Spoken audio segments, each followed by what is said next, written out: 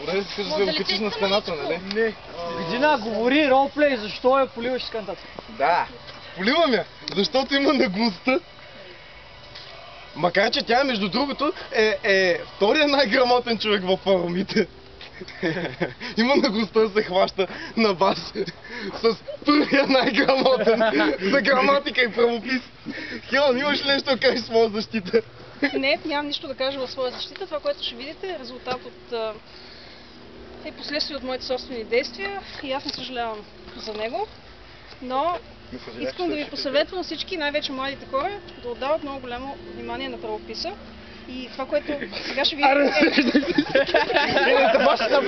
Знаете, че най-готиното е, че полезно за косата. Сещаш ли как се пени? Цялата! Не цялата! Днеска тя цял ден ми се подмазва. Цял ден се подмазва за нея. Толкова готино се подмазва, няма да първим цялата. Още!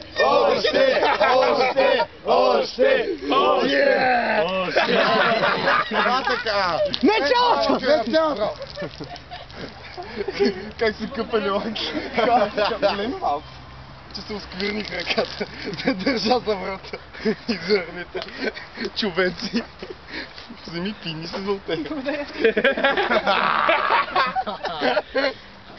На здраве, Хелън! На здраве! Описа! За всичко той ми се вижда гадината! Айде, трябва да полием гадината! Аз държам гира! Ай, ще го опарим, ще го набием, после да го полем! Айде!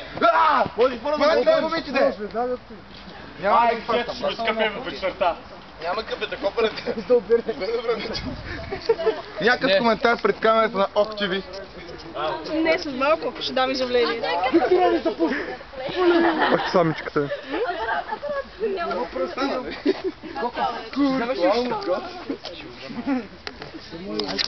Хелън, това ще го сложим в правилата на форума.